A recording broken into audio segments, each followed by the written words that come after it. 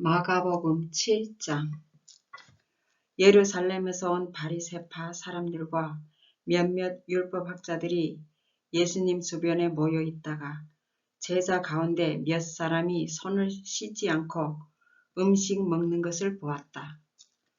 바리새파 사람들과 유대인들은 원래 조상들이 지켜온 전통에 따라 먼저 손을 씻지 않으면 음식을 먹지 않았고, 또 시장에서 돌아왔을 때에도 몸을 깨끗이 하지 않으면 음식을 먹지 않았다. 그 밖에도 잔이나 단지나 녹그릇을 씻는 등 지켜야 할 일들이 많았다. 그래서 바리새파 사람들과 율법학자들이 예수님께 왜 당신의 제자들은 조상들의 전통을 어기고 씻지 않은 손으로 음식을 먹습니까? 하고 물었다. 그러자 예수님이 대답하셨다. 바로 너희와 같은 위선자들을 두고 이사야가 다음과 같이 잘 예언하였다. 이 백성이 입술로는 나를 존경하나 마음은 내게서 멀리 떠나 있다. 그들은 사람이 만든 법을 마치 내 교훈인 것처럼 가르치고 있으니 나를 헛되이 예배하고 있다. 너희는 하나님의 계명은 버리고 사람의 전통만 내세우고 있다. 예수님은 다시 말씀하셨다. 너희는 전통을 지키려고 하나님의 계명을 저버렸다. 모세는 네 부모를 공경하라 하였고, 또 부모를 저주하는 사람은 반드시 죽여야 한다고 하였다. 그런데 너희는 부모에게 드려야 할 것을 고르반, 곧 하나님께 예물로 드렸습니다 하고 말하기만 하면 그만이라고 하여 부모에게 아무것도 해줄 필요가 없다고 가르친다. 너희는 그런 전통으로 하나님의 말씀을 헛되게 하였으며 이 밖에도 그와 같은 짓을 많이 하고 있다. 예수님은 군중들을 다시 불러 모으고 이렇게 말씀하셨다. 내 말을 잘 듣고 깨달아라. 밖에서 사람들에게 들어가는 것이 사람을 더럽히는 것이 아니라 사람에게서 나오는 것이 사람을 더럽힌다. 예수님이 군중을 떠나 집에 들어가셨을 때 제자들이 그 비유의 뜻을 물었다. 그래서 예수님이 그들에게 말씀하셨다. 너희도 아직 깨닫지 못하느냐? 밖에서 들어가는 것은 아무것도 사람을 더럽힐 수 없다는 것을 모르느냐? 그것은 사람의 마음에 들어가지 않고 뱃속을 거쳐 몸 밖으로 빠져나가기 때문이다. 그렇게 해서 예수님은 모든 음식을 깨끗하다고 선언하셨다. 그러고서 예수님은 말씀을 계속하셨다. 사람의 마음속에서 나오는 것이 사람을 더럽힌다. 거기서부터 악한 생각, 음란, 도둑질, 살인, 간음, 지나친 욕심, 압독, 속임수, 방탕, 시기, 중상, 모략, 교만, 어리석음이 나온다. 이런 것들이 다 속에서 나와 사람을 더럽힌다. 예수님은 갈릴리를 떠나 두로와 시돈 지방으로 가셨다. 그리고 어느 집에 들어가 아무도 모르게 계시려 하셨으나 곧 알려지고 말았다. 더러운 귀신 들린 어린 딸을 가진 한 여자가 예수님의 소문을 듣고 즉시 와서 예수님의 발 앞에 엎드렸다. 그녀는 수로 백인의 태생의 그리스 사람인데 자기 딸에게 들린 귀신을 내쫓아 달라고 예수님께 간청하였다. 그래서 예수님이 그 여자에게 말씀하셨다. 먼저 자녀들이 배불리 먹어야 한다. 자녀들이 빵을 빼앗아 개에게 던지는 것은 옳지 않다. 주님, 맞습니다. 그러나 상 아래 있는 개도 아이들이 떨어뜨린 부스러기를 먹습니다. 내 말이 옳다. 이제 너는 돌아가거라. 이미 귀신이 내 딸에게서 나갔다. 그래서 그 여자가 집에 돌아가 보니 귀신은 이미 나가고 어린 딸은 침대에 누워 있었다. 예수님은 두로 지방에서 나와 시돈과 데가볼리 지방을 거쳐 갈릴리 바닷가로 돌아오셨다. 그때 사람들이 귀먹은 반벙어리 한 사람을 예수님께 데리고 와서 손을 얹어 달라고 간청하였다. 예수님은 그 사람을 따로 데리고 가서 손가락을 그의 두 귀에 넣고 또 손가락에 침을 뱉어 그의 혀를 만지셨다. 그러고서 예수님은 하늘을 우러러보고 한숨을 내쉬며 에바다 하고 외치셨다. 이것은 열려라는 뜻이었다. 그러자 곧 그의 귀가 열리고 혀가 풀려 제대로 말을 하게 되었다. 예수님은 이 일을 아무에게도 알리지 못하게 하셨으나 그럴수록 사람들은 소문을 널리 퍼뜨렸다. 사람들은 다 놀라 참 굉장한 일이다. 귀머거리를 듣게 하고 벙어리를 말하게 하다니 하고 감탄하였다. 아멘.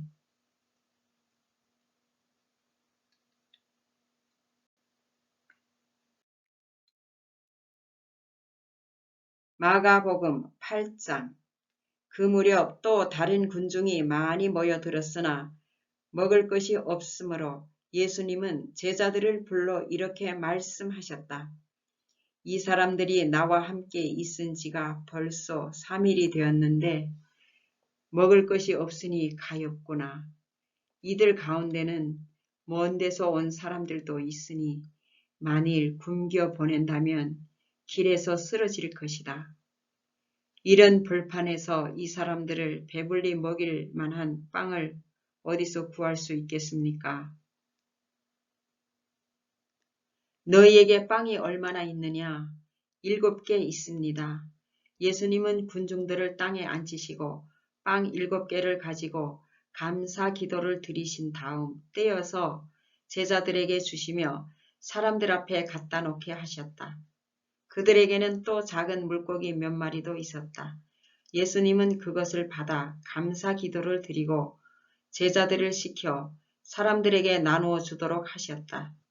그래서 그들은 모두 실컷 먹고 남은 조각을 7광줄이나 거뒀으며 먹은 사람은 약 4,000명이었다.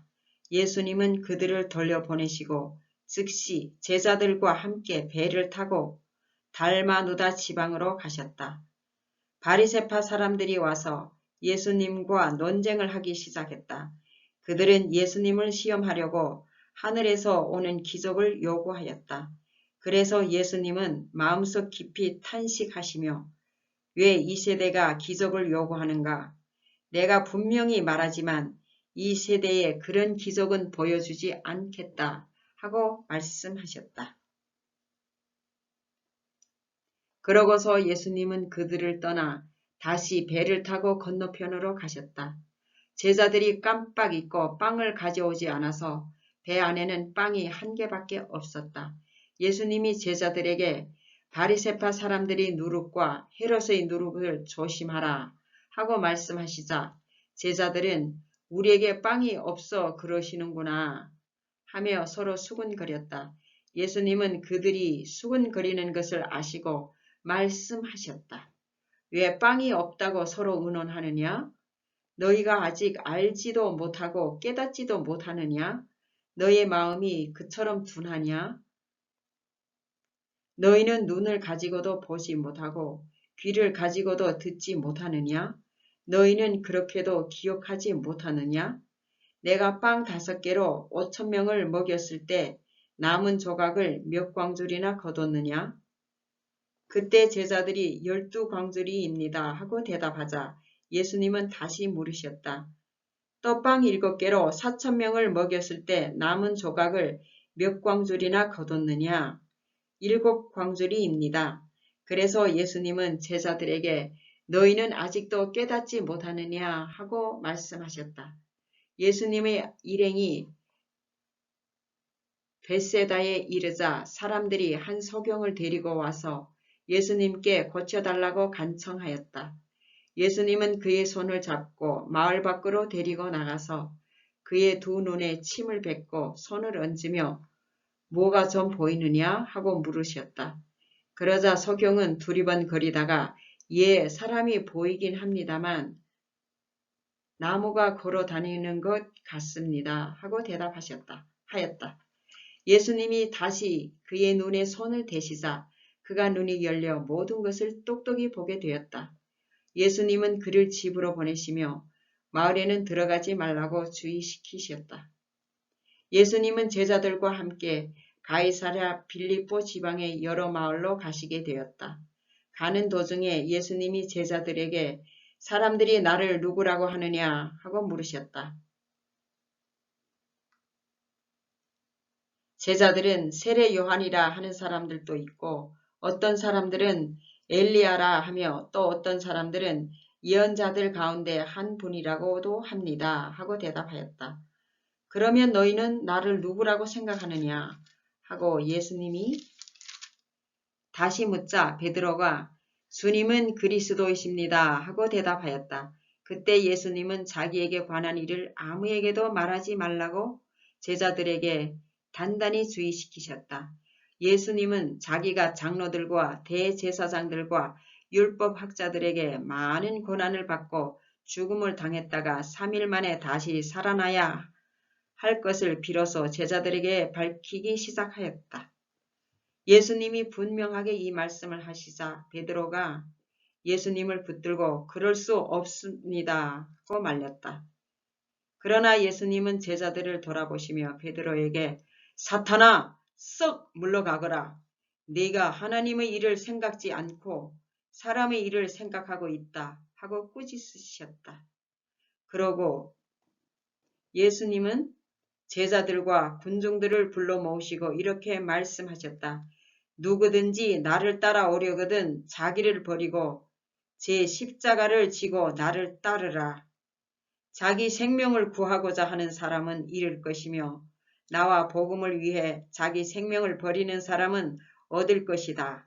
사람이 온 세상을 얻고도 자기 생명을 잃으면 무슨 유익이 있겠느냐? 사람이 자기 생명을 무엇과 바꿀 수 있겠느냐? 누구든지 이 음란하고 죄 많은 세대에서 나와 내 말을 부끄러워하면 나도 아버지의 영광으로 거룩한 천사들과 함께 올 때 그를 부끄러워할 것이다. 아멘. 마가복음 제9장. 그러고서 예수님은 다시 말씀하셨다.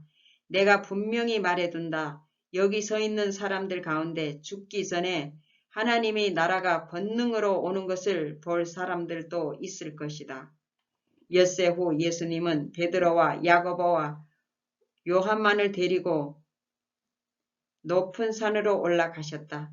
예수님은 그들이 보는 앞에서 모습이 변하여 그 옷이 세상의 어느 누구도 더 이상 희게 할 수 없을 만큼 희고 광채가 났다. 그리고 거기에 엘리야와 모세가 나타나 예수님과 함께 이야기하고 있었다. 이 광경을 본 베드로가 예수님께 선생님, 우리가 여기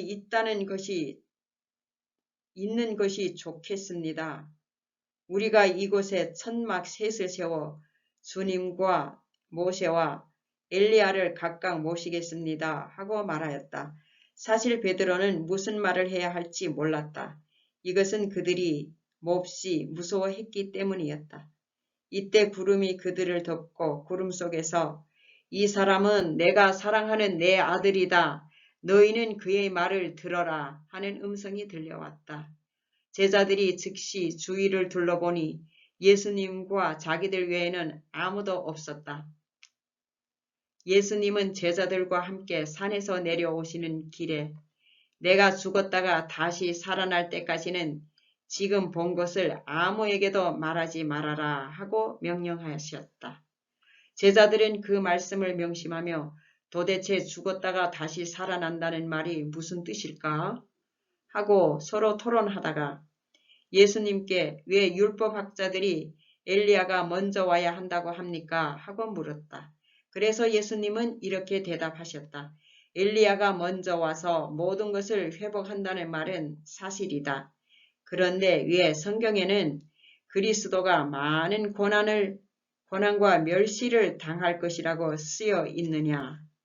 그러나 내가 너희에게 말한다. 사실 성경대로 엘리야가 벌써 왔으나 예언된 대로 사람들이 그에게 갖은 학대를 하였다. 그들이 돌아와 보니 남아있던 제자들이 많은 사람들에게 둘러싸여 율법학자들과 논쟁하고 있었다. 사람들은 예수님을 보자 크게 놀라며 모두 달려와서 인사하였다. 예수님이 그들에게 너희가 무슨 논쟁을 하고 있느냐 하고 묻자 군중 가운데 한 사람이 이렇게 대답하였다. 선생님, 벙어리 귀신 들린 제 아들을 데려왔습니다. 귀신이 그에게 발작을 일으키면 아무 데서나 넘어져 거품을 내고 이를 갈면서 온몸이 빳빳해져 버립니다. 그래서 선생님이 제자들에게 데려왔으나 귀신을 쫓아내지 못했습니다. 그러자 예수님은 믿음이 없는 세대야, 내가 언제까지 너희와 함께 있어야 하겠느냐? 너희를 보고 내가 언제까지 참아야 하겠느냐? 아이를 이리 데려오너라 하고 말씀하셨다. 아이를 예수님께 데려가니 귀신이 예수님을 보고 아이에게서 발작을 일으켰다. 그러자 아이가 땅에 엎드려 뒹굴며 거품을 내기 시작했다. 그래서 예수님이 아이 아버지에게 물었다. 언제부터 이렇게 되었느냐? 어렸을 때부터입니다. 귀신이 자주 아이를 불과 물속에 던져 죽이려 했습니다. 그러나 선생님, 하실 수 있다면 우리를 불쌍히 여겨 도와주시옵소서. 할 수 있다면이 무슨 말이냐? 믿는 사람은 무엇이든지 할 수 있다. 아멘. 바로 그때 아이 아버지가 큰 소리로 제가 믿습니다. 믿음 없는 제가 믿음을 갖도록 도와주십시오 하였다.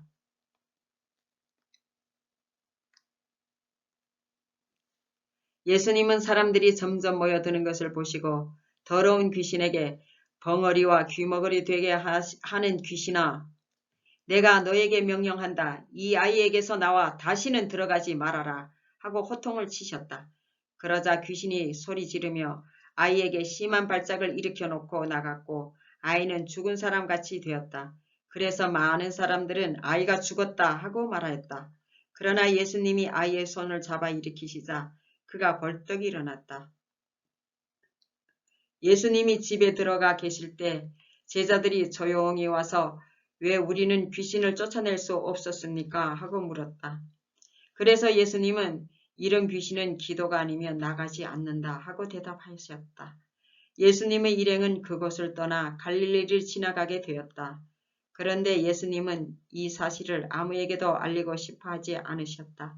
이것은 예수님이 제자들에게 자기가 사람들의 손에 넘어가 죽음을 당하고 죽은 지 사흘 만에 다시 살아날 것이라고 가르치셨기 때문이었다. 그러나 제자들은 그 말씀을 깨닫기는커녕 묻기조차 두려워하였다. 그들은 가버나움에 이르렀다. 예수님이 집에 들어가셔서 제자들에게 너희가 오는 도중에 서로 논쟁한 것이 무엇이냐 하고 물으셨다. 그들은 누가 가장 위대하냐 하고 서로 다투었기 때문에 아무 대답도 못하였다. 예수님은 앉으신 후 12 제자를 불러놓고 누구든지 으뜸이 되고 싶은 사람은 모든 사람의 꼬리가 되게 하고 모든 사람의 종이 되어야 한다 하고 말씀하셨다. 그러고서 예수님은 어린아이 하나를 데려다가 그들 가운데 세우고 그를 안으시며 제자들에게 말씀하셨다. 누구든지 내 이름으로 이런 어린아이 하나를 영접하면 곧 나를 영접하는 것이며 누구든지 나를 영접하면 나를 영접하는 것이 아니라 바로 나를 보내신 분을 영접하는 것이다.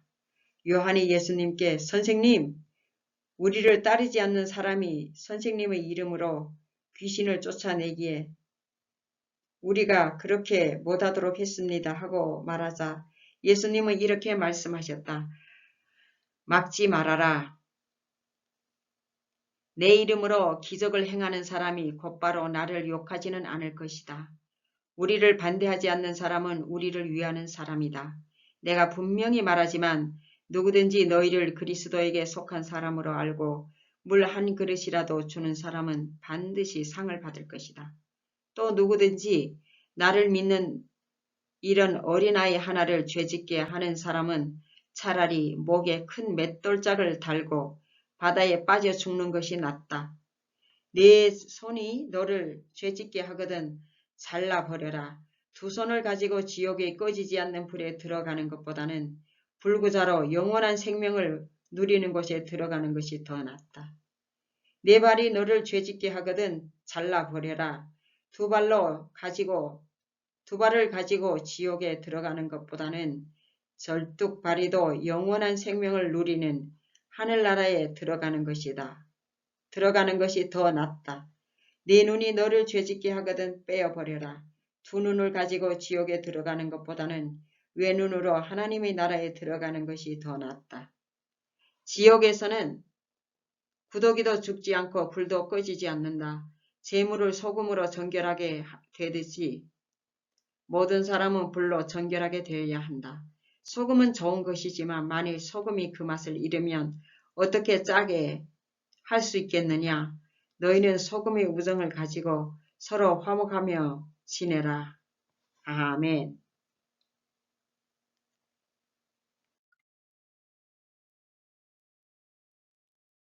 마가복음 9장 10장.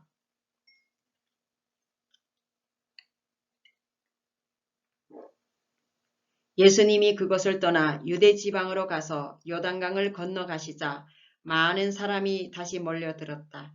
그래서 예수님은 전과 같이 그들을 가르치셨다. 이때 몇몇 바리새파 사람들이 와서 예수님을 시험하려고 물었다. 남편이 아내를 버려도 좋습니까? 모세는 뭐라고 말했느냐? 이혼 증서를 써주기만 하면 아내를 버려도 좋다고 했습니다. 그래서 예수님이 그들에게 이렇게 말씀하셨다. 너희가 고집이 세고 악하기 때문에 모세가 그런 법을 정한 것이다. 하나님께서는 창조하실 때부터 사람을 남자와 여자로 만드셨다. 그래서 사람이 자기 부모를 떠나 두 사람이 한 몸이 되게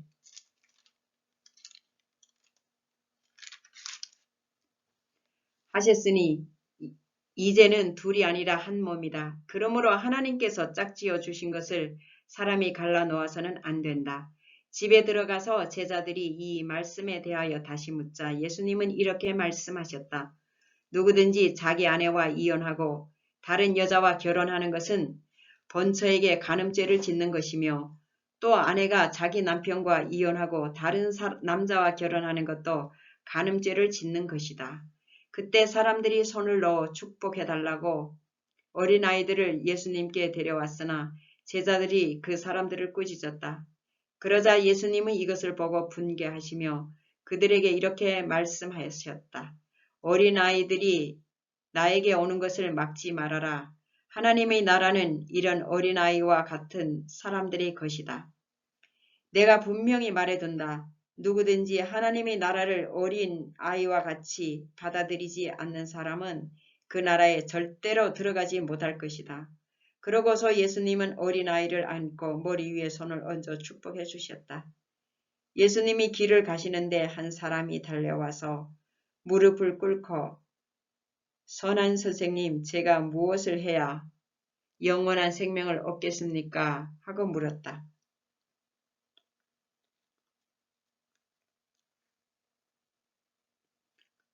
그래서 예수님이 그에게 대답하셨다.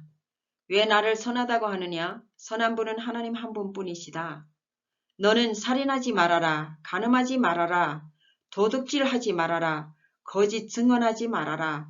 남을 속여 빼앗지 말아라. 네 부모를 공경하라고 한 계명들을 알고 있겠지?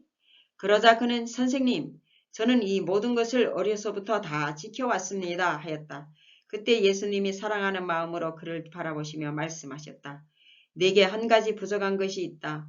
가서 네 재산을 다 팔아 가난한 사람들에게 나눠주어라. 그러면 네가 하늘에서 보물을 얻을 것이다. 그리고 와서 나를 따르라. 그러나 그는 재산이 많음으로 이 말씀을 듣고 근심하며 가버렸다. 예수님은 제자들을 둘러보시며 재산이 많은 사람은 하나님의 나라에 들어가기가 정말 어렵다 하고 말씀하셨다. 제자들이 이 말씀을 듣고 놀라자 예수님은 다시 말씀하셨다. 얘들아, 하나님의 나라에 가기는 정말 어렵다. 부자가 하나님의 나라에 들어가는 것보다 낙타가 바늘귀로 통과하는 것이 더 쉽다. 그러자 제자들은 더욱 놀라며 그렇다면 누가 구원받을 수 있겠는가 하고 수군거렸다. 예수님은 제자들을 보시며 사람의 힘으로는 할 수 없지만 하나님께서는 다 하실 수 있다 하고 말씀하셨다. 그때 베드로가 예수님께 우리는 모든 것을 버리고 주님을 따랐습니다 하자 예수님은 이렇게 말씀하셨다. 내가 분명히 말한다. 나와 복음을 위해 집이나 형제나 자매나 부모나 자녀나 논밭을 버린 사람은 이 세상에서 그 모든 것을 100배나 받고 아울러 핍박도 받을 것이며 오는 세상에서는 영원한 생명을 얻을 것이다. 그러나 현재 앞선 사람이 뒤떨어지고 지금 뒤떨어졌다가도 앞에 서게 될 사람들이 많을 것이다. 예수님의 일행이 예루살렘으로 올라가는 길에 예수님이 앞장서서 가시자 제자들이 놀라고 뒤따라가는 사람들도 두려워하였다. 예수님은 다시 12제자를 가까이 불러 자기가 앞으로 당할 일을 이렇게 일러주셨다. 지금 우리는 예루살렘으로 올라가고 있다.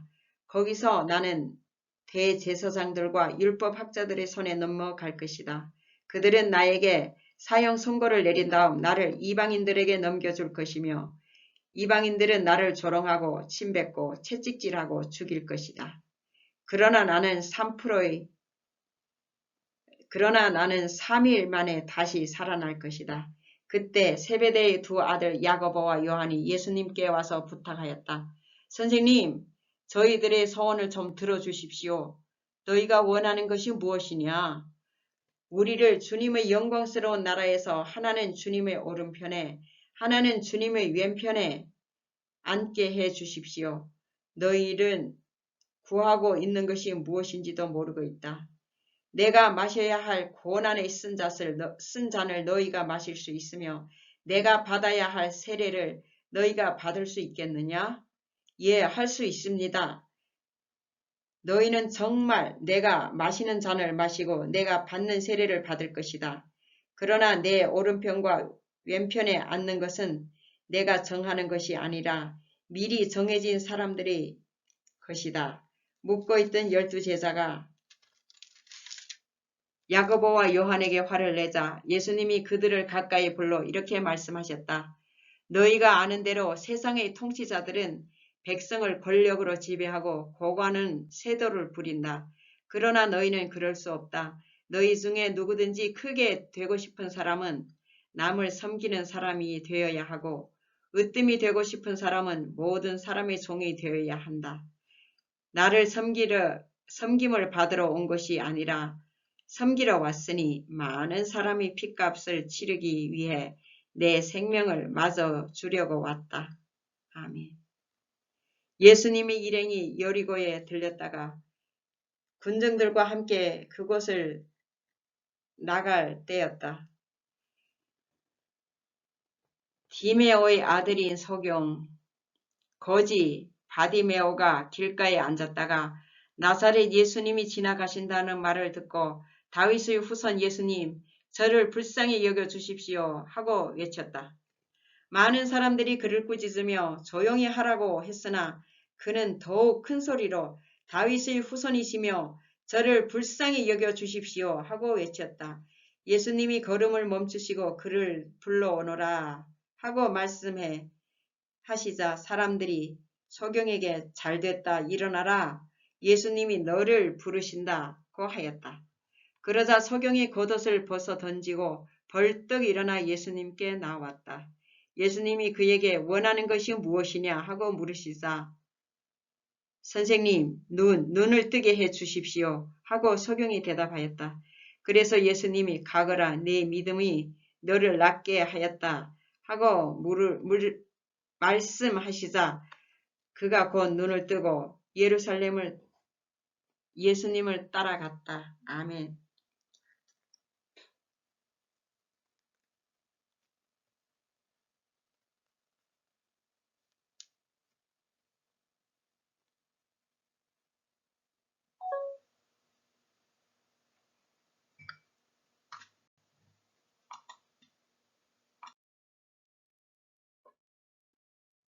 마가복음 11장.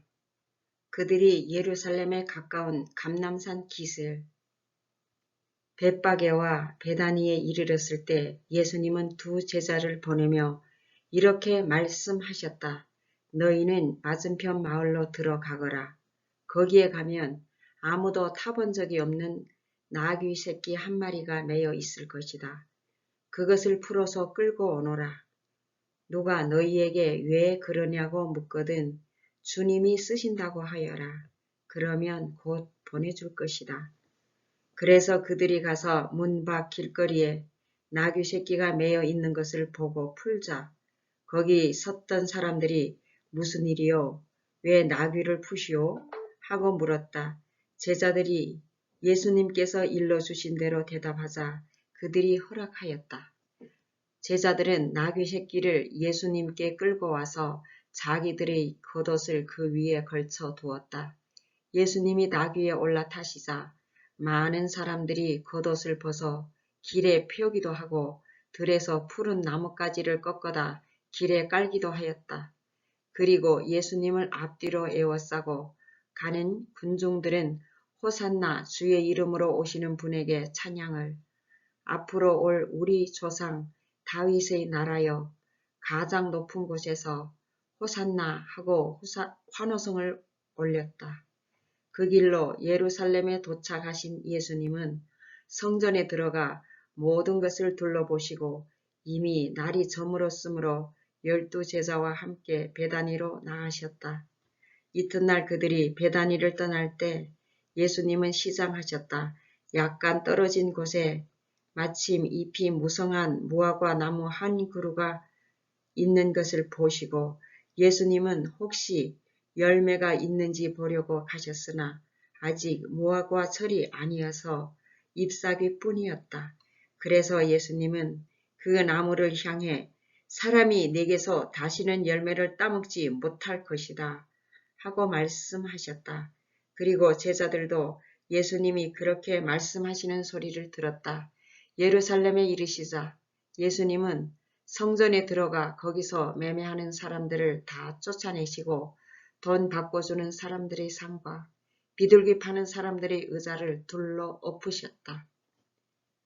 그리고 예수님은 아무도 물건을 가지고 성전 안으로 지나다니지 못하게 하시고 그들에게 내 성전은 모든 민족의 기도하는 집이다 라고 성경에 쓰여 있는데 너희는 이 집을 강도의 소굴로 만들었다 하고 말씀하셨다.